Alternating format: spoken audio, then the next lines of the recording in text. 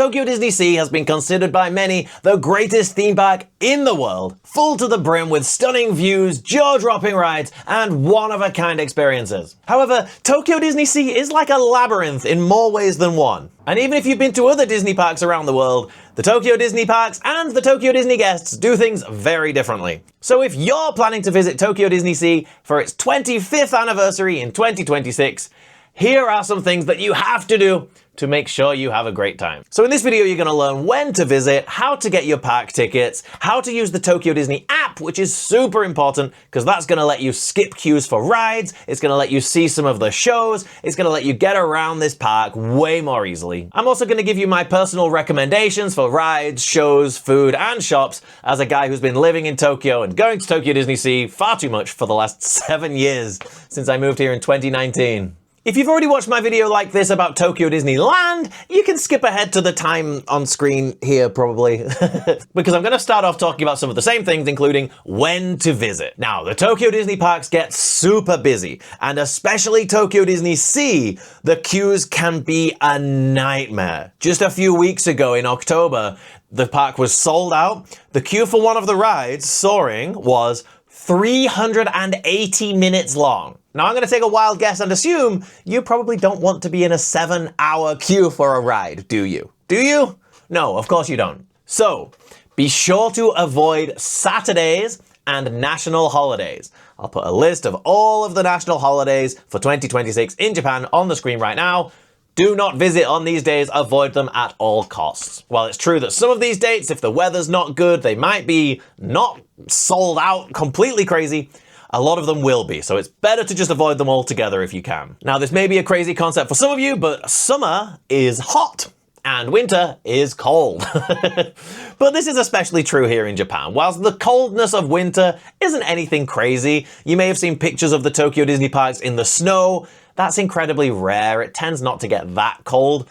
How hot it gets in the summer is definitely worth avoiding, because it's not just the heat, it's the humidity. You might look at 32, 33 degrees and think, oh, that's not so bad. With the humidity, it's pretty unbearable. If you're coming on a once-in-a-lifetime trip to Tokyo Disney, I can't not say to avoid the summer. Like, it's just too humid. I mean, even the locals have stopped going to the Disney parks in the summer. So you might think, oh, maybe the park's not so crowded. They're not as crowded as they used to be in the summer, but I still don't think it's really worth it. So when should I come, Jordan? Okay, well, what I normally recommend is January and early February are great times to come if you don't mind the cold. April is pretty great all around. That's kind of the perfect time. A lot of people in Japan will go back to school or to studying or start new jobs. There's just this general idea that you're focusing on work in April. Now, whilst there are no new rides opening at Tokyo Disney in 2026 or for the foreseeable future, we do have a few new shows and things coming this year, which I'll get to later, but if you're into that sort of thing, 2026 could be a really great year to visit Tokyo DisneySea. One thing you should always make sure of, no matter what time of year you're visiting, is the ride closures. Tokyo DisneySea's Indiana Jones ride has been closed for months now, since August 2025. It's currently November 2025 as I record this, and we still have no idea when that's going to reopen again. So if that ride is really important to you, it's definitely worth thinking about very late 2026, or maybe even later than that. As for other ride closures, you can generally see around 5 or 6 months in advance on the official Tokyo Disney website. Just go to DisneySea Attractions, scroll all the way to the bottom, and you'll see temporary closure of facilities. This will tell you the exact dates that they close some of the rides. Tokyo DisneySea looks amazing. All the rides work so well. Everything is so clean and spotless, and it all looks brand new. The cost of that is that they close a lot of these rides for a pretty long time to do regular maintenance. So don't miss out on some of the best rides in the world. Make sure you check those dates before you come. The next part of the video I'm calling Getting In and Doing Stuff. Like, how do you get into the park, and then what should you do once you get in? So the first thing, of course, is a ticket. You need a ticket to get into the park. I personally always use trip.com, and I do have an affiliate link. So if you click the link in the description to buy your park tickets, it'll help me out a little bit. And you get to use trip.com, which is a great website. The reason I normally use them is because I've personally bought a ticket for the wrong park before, and they've given me a full refund. The official Tokyo Disney website would never do that. I've also used PayPal and foreign credit cards to buy tickets. The Tokyo Disney official website don't let you do that either, so I always recommend trip.com. Some people like to use Klook. I'm not going to say don't use Klook. Some people like to use it for whatever reason. I personally use trip.com. Once you've bought your ticket on trip.com or wherever you've bought it, you'll get a QR code and you want to download the Tokyo Disney Resort app. This app is super important. It's going to make a huge difference to your day at the park for a lot of reasons, which we'll get into. But the first thing you want to do is download it, click scan QR code on the screen, and then you just scan the ticket that you've bought on trip.com or Klook or wherever you've bought it, even an official one. Scan it into the app, and then you've got the ticket in your app, just like you bought it from the official website, exactly the same. And once that's in there, you can use the app to scan on your phone to get into the turnstiles into the park, and then you're going to use the app for a ton of stuff. These first 5 minutes when you get into the park really do make or break your whole day. So let me just break down all the stuff that's in the app there. As soon as you get through the gates of the park, you want to open up the app and do a few of these things. The first one is get a 40th anniversary priority pass. This is a free pass that lets you skip the queue on one of the rides. Lovely, right? It works just like the old fast pass system used to. You might be familiar with if you've been to Tokyo Disneyland a long time ago, or if you've been to some of the other Disney parks. Now I'll get onto which rides you can and can't use it on later, and which ride you definitely should use it on. But once you've got a ride time, there's a 2-hour cooldown, and you can get another one later on if it's not too busy and those are still available. For example, you get in the park, slap bang 9 o'clock, you grab a priority pass for Raging Spirits, let's say, the looping roller coaster. You're given a time, at 11:30 you can ride Raging Spirits. Well, 2 hours after you got your ticket, so 9, 10, 11, at 11 o'clock, you can get another priority pass for the same ride or for a different ride. However, if you got a pass at 9 a.m. for Raging Spirits, but your Raging Spirits ride time is 10:30, you'll actually be able to get a new pass at 10:30 because that time is before the 2-hour window.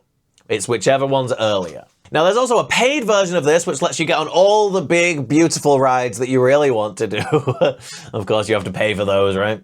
These prices vary from 1,500 yen to 2,000 yen. This one has a separate 1-hour cooldown, so you only have to wait 1 hour until you can buy another one. You can also get a priority pass and a DPA at the same time. They're on different timers, different countdowns. Okay, we're not done. I'm sorry, I told you this is a labyrinth. You also want to grab an entry request for some of the shows. This is a free lottery system that they use that lets you get priority seating for some of the shows. There are some empty theaters right now that we're not sure when and what exactly will be in them. We do know there's a big brand new outdoor stage show starting just for the 25th anniversary, which again, I'll talk about a bit later on. So there's entry request system, it gives you a good seat and it's totally free, but it is a lottery system. So 99% of the time you lose, you don't get to see the thing, but it's free. So you may as well try. 1% of the time you might get a good seat. Yay. Now there is also a paid version of this that does let you see the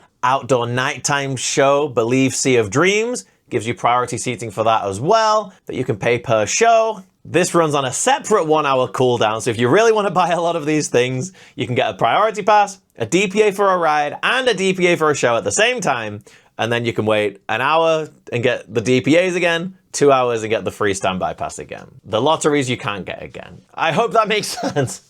Another thing you can do in the app, which I recommend, is mobile order. Mobile order your food, especially on a busier day. Sometimes the queues for restaurants get 30, 40, 1 hour, 75 minutes. They get really, really long. But if you mobile order, especially if you do it earlier on in the day, you can choose a time that you want to eat, choose your restaurant, stroll up and grab your food. It's not instant, but it's definitely not waiting an hour either.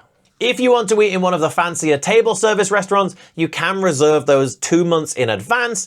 Definitely be aware of that 2-month window and try to do it as early as you possibly can, because like a lot of things at Tokyo Disney and a lot of things just in Japan in general, the locals here are really on it and they'll book things as far in advance as they can. So that goes for the Tokyo Disney hotels as well, which I'm not going to talk about in this video, but You want to reserve things as early as you possibly can. Another thing the app gives you is a map of the park, and this is super useful to study a little bit before you come, as crazy as it sounds. One of the most common questions and comments that I get is, oh, we went to DisneySea and yes, it's beautiful, but my goodness, we got lost and we didn't know where to go at all. Make sure you've got the app on your phone to look at the map.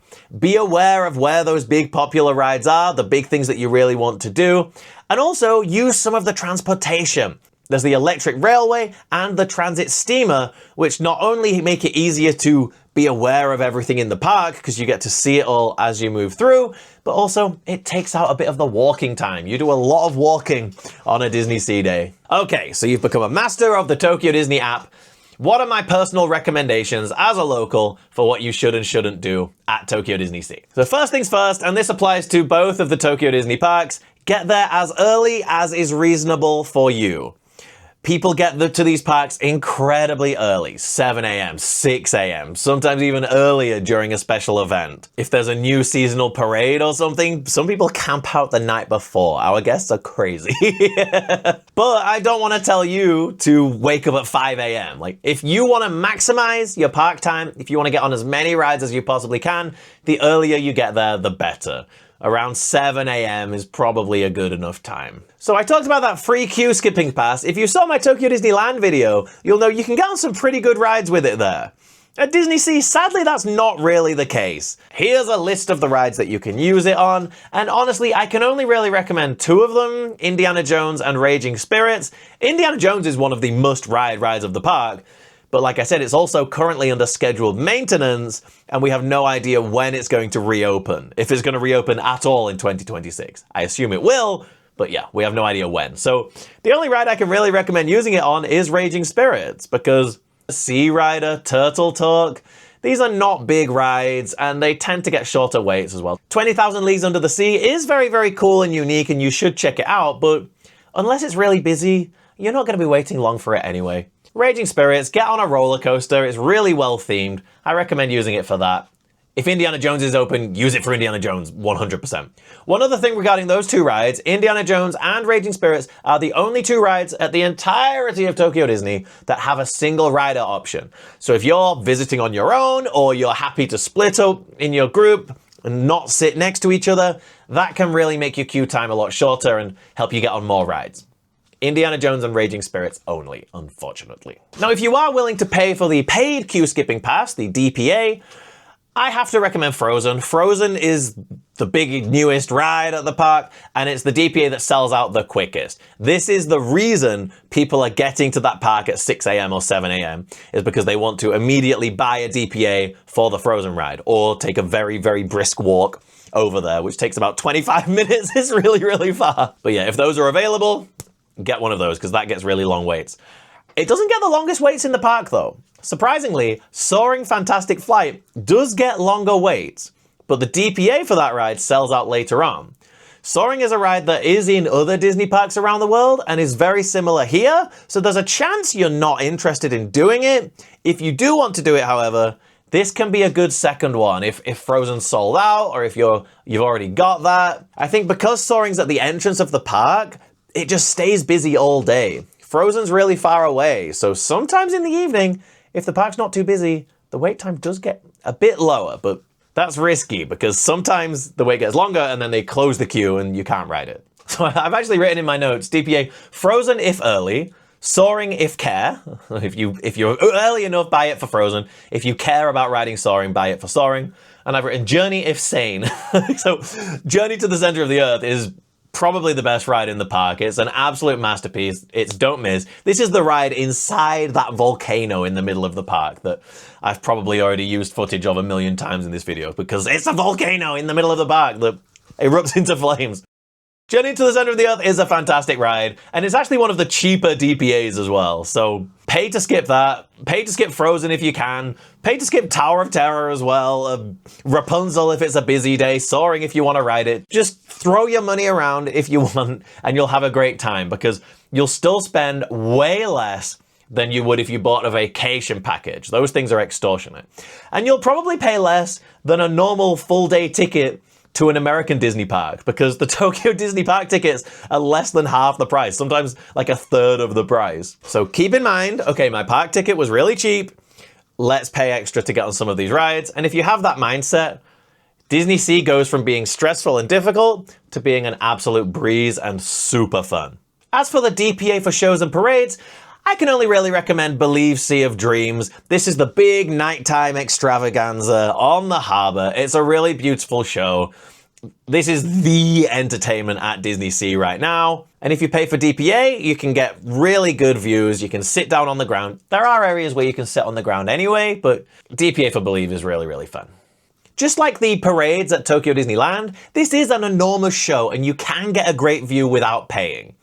But as I say, if you're willing to throw some money around, it does just take the stress out a little bit to have a designated area that you can definitely sit down. You don't have to wait. You don't have to worry about it. I'll make some other ride recommendations here. And if you have been to other Disney parks, you might want to know which rides are exactly the same as the ones you've been on and which rides are totally unique. I have made a full chart that shows you all of that information totally free. You can find a link for that in the description. But as for me, I adore the Sindbad ride, Sindbad's Storybook Voyage. This is where you'll find this beautiful tiger, Chandu. It's just a gorgeous, long, slow boat ride. Kind of like It's a Small World meets Pirates of the Caribbean. It's got an amazing song by Alan Menken, who did all the Disney songs for Little Mermaid, Beauty and the Beast, Aladdin, all those classics. It's a really long ride. It's got some amazing animatronic figures. And the best part? It normally has a 5-minute wait, even on a busier day, 10, 15, maybe. So there's no reason to miss Sindbad. Absolutely ride this ride. I already said Journey to the Center of the Earth is must ride. Tower of Terror as well. If you're into thrills, the story on this ride is so good. It's so beautiful and it's so quintessentially DisneySea. I would also recommend the Peter Pan ride in Fantasy Springs for more of a family ride. This is a screen-based ride where you wear the glasses and it's all kind of projections and things. So some people love it and some people are like, nah, it's just TV screens, whatever. If you think you'll like it, definitely check it out because it is magical. It brings my friend Alex, who I have a weekly podcast with, by the way, Rising Fun Pod, weekly Tokyo Disney podcast. It makes him cry every time, so it definitely can do the job for a lot of people. And for a little hidden gem walkthrough attraction, Fortress Explorations. This is a really cool, like an adult play area, kind of.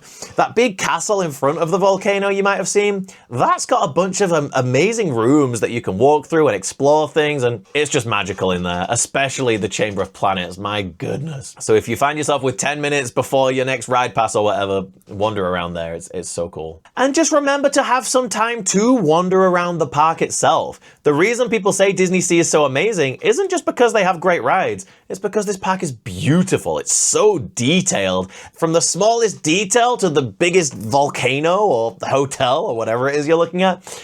This park is breathtaking, and if you haven't given yourself some time to just walk around, maybe take photos if that's your thing, you're missing out. You haven't done it properly. Don't just focus on the rides. There's so much more to this park. Having said all of that, you can hear again and again, DisneySea is the best park in the world. Oh my God, if you like Disney parks, you're gonna love DisneySea. It has the best rides, blah, blah, blah, blah, blah. I'm gonna say something that most online influencers don't say, which is, it is just a theme park. I say this as someone who moved to Japan just to go there all the time. It's just a theme park. Taper those expectations a little bit. It's not perfect, and it can be so much pressure to be like, well, everyone said this is the best theme park in the world. Am I doing something wrong? I have to see all of it. I have to do everything. Relax, especially if you're only spending one day in this park. You're not gonna do everything, and that's okay. Just have a great time. Okay, so I said that I do recommend the nighttime show, Believe Sea of Dreams. What I can't recommend really is the fireworks. A lot of you might be thinking, but it's Disney fireworks, Jordan. What could be wrong? It's Disney music with fireworks. Well, it is, but it's only 4 minutes of that. It's very, very short. They're not very impressive. And more importantly, maybe, they're canceled a lot. Like a lot. Like a third of the time they get canceled. DisneySea is right on the harbor, and if it's high winds, they will not run the fireworks. So Don't expect much even if they do run, and maybe just go into your day not really expecting anything because there's a good chance that they get cancelled. Another thing I have to recommend, especially on a super busy day, mobile order your food. What I like to do personally if I'm there on a super busy day, I did this yesterday at Tokyo Disneyland actually. As soon as you get in the park, get a mobile order for midday for lunchtime and get another mobile order for dinner. You don't have to choose exactly what you want to eat. You can change your order later, but sometimes the times get booked up and you do not want to be hungry and all the queues are an hour long and you've got nowhere that you can eat, right? However, if you make sure you've got a mobile order, I normally just get like French fries, one French fries, mobile order, 12 o'clock, wherever it is.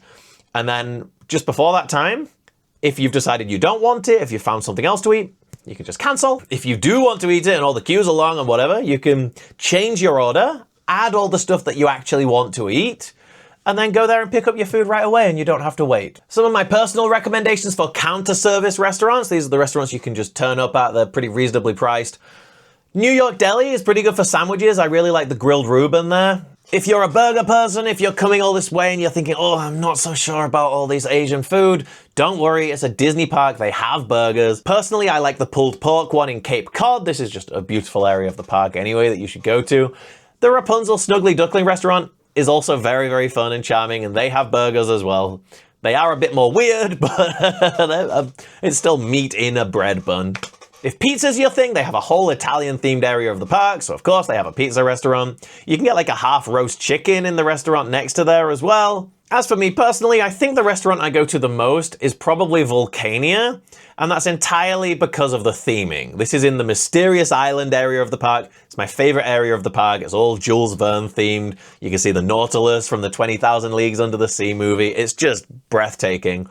And the Volcania restaurant continues that theme, and I just love that theme. So I tend to go in there for that. They sell like average Chinese food. It's not the best food, but the theming is top notch, so I've eaten a lot of it. If you're a bit more fancy than that and you want to sip on some cocktails and have some aperitifs, I would definitely recommend Teddy Roosevelt Lounge. This is a cocktail bar on board the replica steamship, the SS Columbia. If I have people coming to visit, I always drag them in there because it feels very adult, you know? It shows you the more mature side of Tokyo DisneySea, which when it opened, it was a much more mature Disney park. Kind of like Epcot in Florida was. Is. Parts of it are, I guess. As for fancy sit-down meals, again, you do want to reserve these 2 months in advance, but a lot of people really like Magellan's, but that is an expensive meal. That's like fancy. And you're talking about taking a good chunk of time out of your day to eat in there. So I don't know if I can really recommend it. Ristorante di Canaletta for pizzas. If you want sit-down pizzas in the Venice area, that's very, very pretty. On the top deck of the SS Columbia is a really nice restaurant. They have lovely food in there. If you want a buffet, there are no buffets technically in the park, but if you have a reservation, you can eat in the Oceano buffet, which is in the Miracosta Hotel. The Miracosta Hotel is in the park, so there's basically a buffet in the park, I guess.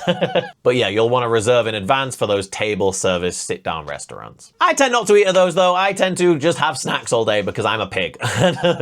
This park has some pretty great snacks. The Yucatan dog, it looks very average. It looks like they just stuck a hot dog sausage in like a dry baguette, but it's actually very moist and very, very nice. They're pretty tasty. The gyoza dog is iconic. You have to have this. They've started selling them in a lot of places now, but they always used to just be in Mysterious Island, and that's where you should really get it, because they look like the Nautilus. That's the whole point. They're very good. I like the long pizza from the Zambini Brothers restaurant. That's very nice. Speaking of pizza, in Port Discovery, you can get fried pizza, which can be a bit hit and miss, but when it's good, it's really nice. You may have also heard that Tokyo Disney is famous for its popcorn, and DisneySea has some pretty interesting flavors of popcorn. Garlic shrimp is a lot better than it sounds. The curry popcorn's very good. They used to have matcha white chocolate, which was one of my favorites. Now they just do white chocolate, which I haven't actually got around to trying yet, but that sounds pretty good to me as well. Again, you can use the app if you go onto food and filters. You can filter out to just see popcorn and just see counter service. So that's going to help you out a lot in finding where you're going to eat as well. But Jordan, how about shopping? Where can I buy all that cute Tokyo DisneySea stuff that I can see? Oh, like this t-shirt? Well, actually, this is one of my own designs. So if you like this, you can pick this up at my store. A link for that is in the description. It has a tail on the back. It has a tail! If you want something more official like this guy, Shiriki Atundu from DisneySea's Tower of Terror, you'll want to find some good shops in the park, right? Now, I said this about Tokyo Disneyland, and it's even more the case at Tokyo DisneySea, kind of sadly. A lot of the shops have the same stuff. A lot of it is going to be Duffy and Friends merch. If you don't know, Duffy and Friends are these original Disney characters that were created for DisneySea, and now they're very popular in the Asian Disney parks. They're very, very cute, and they are enormously popular.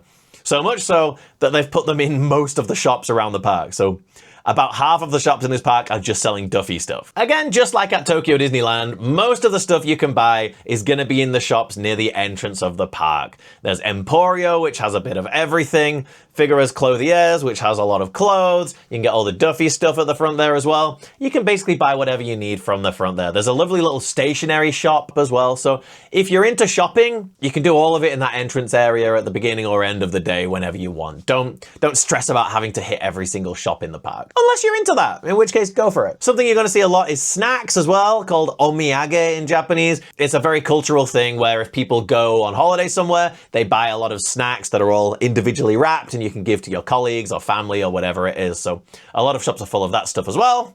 I'm not going to recommend specific items because they come and go so quickly and they change a lot. Okay, so what kind of events can we expect in 2026? So when I did the Tokyo Disneyland version of this video, I said a lot of it was speculation. This is going to be even more speculation because Disneyland, I'm pretty much predicting it's going to be a copy of this year. DisneySea is kind of up in the air. However, what we do know for sure is that from January 1st to January 12th, you're going to have the New Year's Eve celebration. They'll just have a few small decorations and a little barge that comes around with Mickey and Minnie on it. They're wearing like traditional Japanese clothing, which is pretty cool. I think, especially for foreign tourists, it's kind of cool to see that side of it, you know? We don't get to see that anywhere else. But it's not a huge event. There's not that much to it. And it's very, very short, as you probably noticed. Now, we do also have the Sparkling Jubilee event. This is the 25th anniversary of Tokyo DisneySea, which opened in 2001. And whilst we don't know a ton about this, what we do know is that there's going to be a new show in front of Tower of Terror in Waterfront Park called Dance the Globe, which is going to run 2 to 4 shows daily. This is going to start from January 14th, so right after that New Year's Eve event ends. Now, a lot of locals are rightly pretty excited about this show. I don't think it's going to be anything hugely jaw-dropping, but ever since COVID, for some reason, Disneyland has been getting way more entertainment than DisneySea. And this year really feels like DisneySea's turn to get some cool stuff. So that's going to be very exciting. We also have a big new show. I say big new show. We don't know that much about it. Taper those expectations again, Jordan. But we have a new show, Sparkling Jubilee Celebration, coming to Mediterranean Harbour. I'm cautiously optimistic about this as well, because for the last 5 years, we've had these things called harbour greetings, which are, to be honest, a bit sad. Just one little barge going around the harbour with Mickey and friends on it, and then it goes away. And this is the first time we've had a daytime harbour thing that's not called a greeting, it's called a celebration. So hopefully there's more performers and a bit more to this. We'll see, but that's going to start with the event from April 15th. It's just going to be cool to have something going on during the day in the harbour again. We do also know that DisneySea's Food and Wine Festival will be returning. I can't undersell this. Like this, it's just a slight change in the normal menus, and you can get some merch that's themed on the Food and Wine Festival. If you've been to Epcot's Food and Wine Festival, this is nothing like that. It's really, you probably won't even notice if you're visiting from abroad, so don't expect anything spectacular. I think the best thing about it probably is for drinkers, that all the restaurants tend to have a craft ale or some extra wine offerings or something. So if you're a bit of a drinker, that's a nice touch, but it's not a big deal at all. And then after that, we really don't know what's going to go down. Summer 2025 had a show in front of the SS Columbia, Dockside Splash, which we did a whole podcast about how ridiculous it was because it was so fun, so much fun, so great, but also you couldn't really hear it from most of the viewing areas. You couldn't even see it from some of them. So what I hope is that that show comes back this year, but is improved, is bigger and better and louder. You can hear the darn thing, because that was really, really fun. Maybe a harbour show as well that gets people wet. Summer could be pretty fun if it's just a little bit better than last year at DisneySea. And then after that, we have to be expecting Halloween and Christmas. And this is where We really don't know what's going to be happening. It could be a huge return to form with a big new harbor show for Halloween and or Christmas. It could be that this anniversary show that they're doing on the harbor, they do like a Halloween-y version of it and a Christmassy version of it. Maybe they just keep doing that anniversary show exactly how it is the whole time. I have no idea, but this year, the Halloween decorations and the Christmas decorations, they do leave something to be desired. They definitely decorate more for Christmas than Halloween, but still, it's not a huge difference. It doesn't make it worth coming for Halloween or Christmas because the crowds at that time of year are so high. The negatives outweigh the positives. I definitely recommend skipping Christmas and coming in January instead. Okay, so quick recap of everything we've talked about. Avoid Saturdays and national holidays. Also, the beginning of events and the beginning of new shows can be busy as well. Buy your tickets beforehand, preferably from trip.com using my link, thank you, and then scan those tickets into the app. You're going to use the app to get free and paid queue skipping passes, which we talked about. Arrive as early as you feel reasonable doing. It's going to be a long day, but the earlier you get there, the more stuff you will get done. See Chandu, the tiger. Go see him. Ride Sindbad. It always has a short wait. It's one of the best rides in the park. Just do it. Watch the nighttime show, maybe even somewhere where you can sit down, watch Believe Sea of Dreams, and do all your shopping in Mediterranean Harbor. If you found this video helpful, please do check out my Patreon. Not only do you help to support me, an enormous thank you to all of you wonderful people, but also on my top tier, you can message me anytime so I can give you specific advice and answer your specific questions, taking all of the stress out of your visit. Also, if you've got one day to visit and you're struggling to decide between Disneyland or DisneySea, do subscribe because that video will be coming very, very soon. And if you want to see a full rundown, just like this video, of Tokyo Disneyland, the other park, you can see that in this video.